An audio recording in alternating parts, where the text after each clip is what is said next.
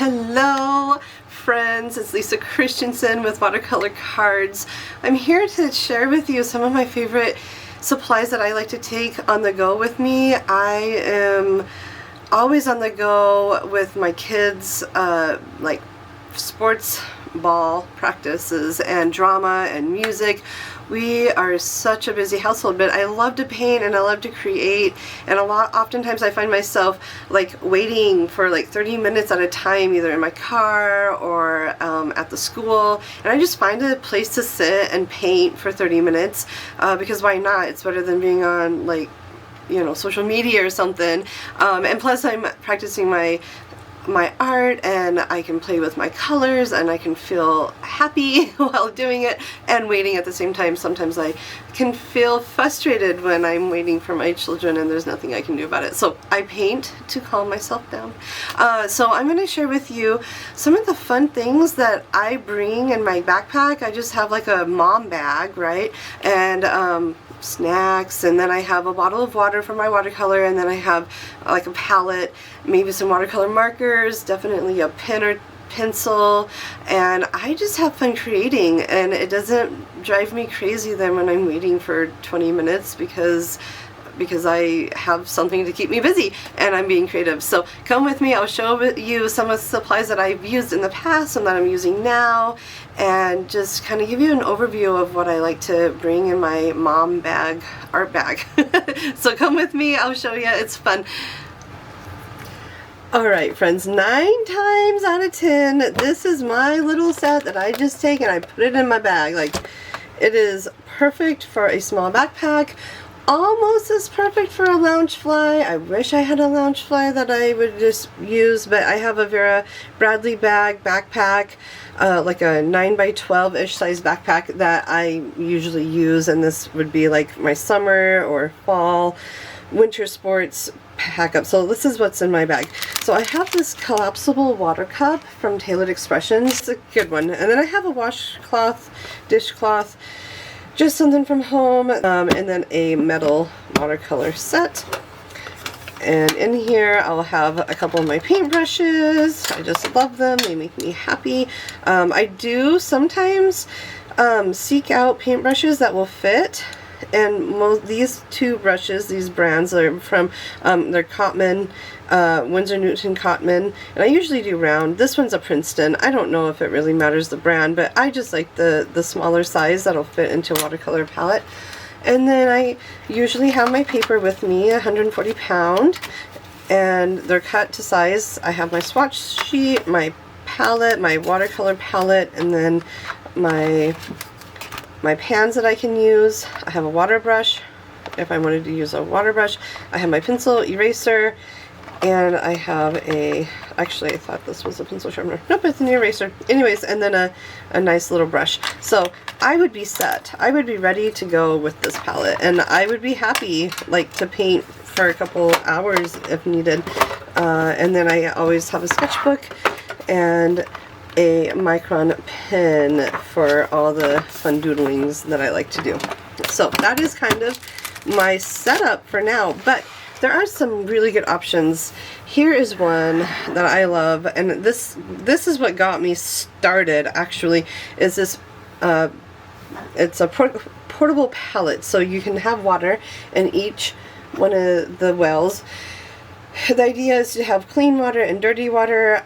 I just do clean water and dirty water at the same time. Like when my water gets too dirty, then I switch it out. But I know artists that really like clean water and really don't like to use dirty water, so this works.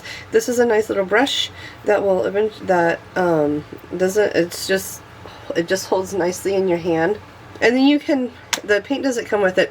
I added the paint, and so I can paint with my split primary palette. This is my split primary palette, my yellow, cool and warm yellow, cool and warm red, and cool and warm blue, and then I have some convenience colors right over here. And then you can fold it up, and it makes a really cute little section, like a little palette to take with you. Yeah, and I will fold that up later and show you. So another way I like to travel with watercolors is I will curate my own palette. You can find a foldable palette on Blick's website. And then again, I really have this love affair with a split primary palette. So I have my split primary palette right here, and the palette is made for a split primary, and then they also understand that you need neutral. So I have like this is a graphite gray that I have really enjoyed painting with landscapes. I don't use it more for florals, but I use it for landscapes, and then like a burnt umber neutral. And then I have my mica pigment because I love gold, and then I have purples that I just love, and then two blues that I can't live without, that are, one's like a turquoise and one is more like a cerulean light blue, and then green gold, and then two neutral reds and yellows. So if I don't want to make my own yellow, I just go to my convenience colors. So there's that one, and this is my summer palette that I have used, I think, 2 summers from now. This will be my 3rd summer that I'll be using this, and it has really helped me. I don't really need any other colors besides those for summer palettes, so that's kind of nice. If I have a brand specific that I love, this is core watercolor, just all the core watercolors that I love. I have the high chromas, and then I also have my split primary also in here. So this is a fun way, and I can take it with I can use the bigger brushes, and that's why I like these pans. But that's another idea. I usually take this out to plein air events with me, not when I'm sitting and waiting for my kids. But it's an option. And then if I just want to grab and go real quick, here is my bag of tricks. This has like a whole bunch of watercolor that is just cut to size. I have some 5x7s that I've stamped, and then I have the regular 4 1/4 by 5 1/2 that I can just paint and then make into a card later. A lot of doodling, watercolor doodling, and a lot of just fun watercolor play happens on these pieces of paper, and I just cut them to size and just have fun. So I will often take this bag, it's just a Ziploc bag, cut with my watercolor paper, and this, because this one has a brush and a pencil and a pen, and I have some watercolor paper here if I want that, and I can just go. There's 58 colors in here, so there's a lot of colors. I don't have to guess. I'm not winning any awards with my paintings. It's just fun. This supply video would not be complete without 2 more products that I wanted to mention. Viva Colors color sheets are awesome. I love them. They are from a company, they're made in a company in India actually, and the owner figured out a way to get these watercolor, it's pigment on a thick piece of paper, but what you do is you get your brush wet, and then you pick up the pigment from the paper and you can paint, and it's ink based, but you can really get some pretty colors, and you can blend them really well. Look at that. It's just really pretty. It is ink based, so it's not pigment, but it is still really fun to play with. And they have this nice little protective sheet over it, which is kind of nice. And then like this peacock blue is like a Prussian blue. Oh, it's so gorgeous. Or more like phthalo, but it's like a darker blue.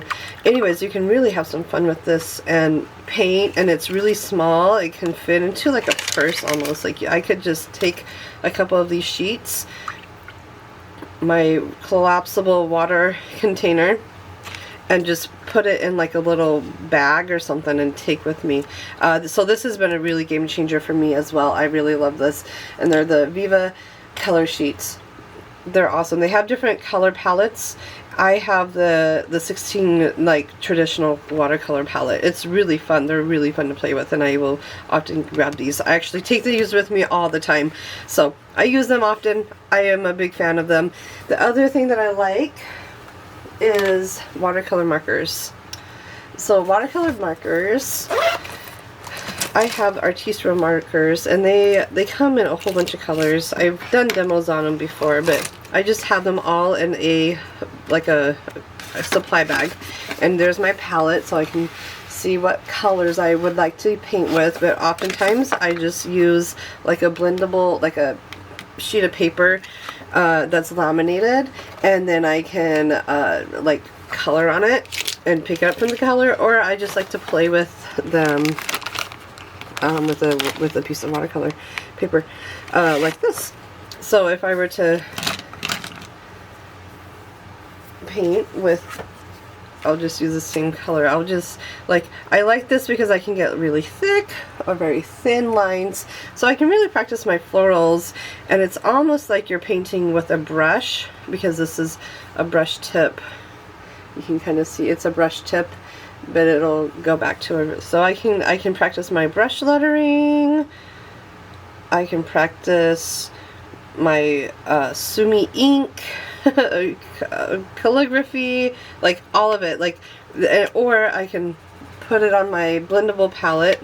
Take my little brush, or take my little travel brush with me, and paint on it. So I do feel like watercolor markers are also a very reliable option, and I feel like you can still be an artist and feel like you got some creative time in by using these watercolor markers.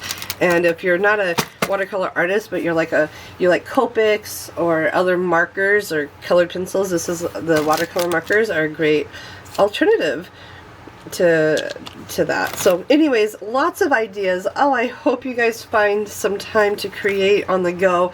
It has really been a game changer for me, and I paint probably 70% on the go now, and like 30% in my studio, just because of the way my life is right now. That the season of my life is that I'm just always out of my house. So if this helps, give my YouTube tutorials a big thumbs up. I plan on doing a lot of tutorials with these supplies. So talk to you soon. Happy painting. Enjoy being out and about and painting.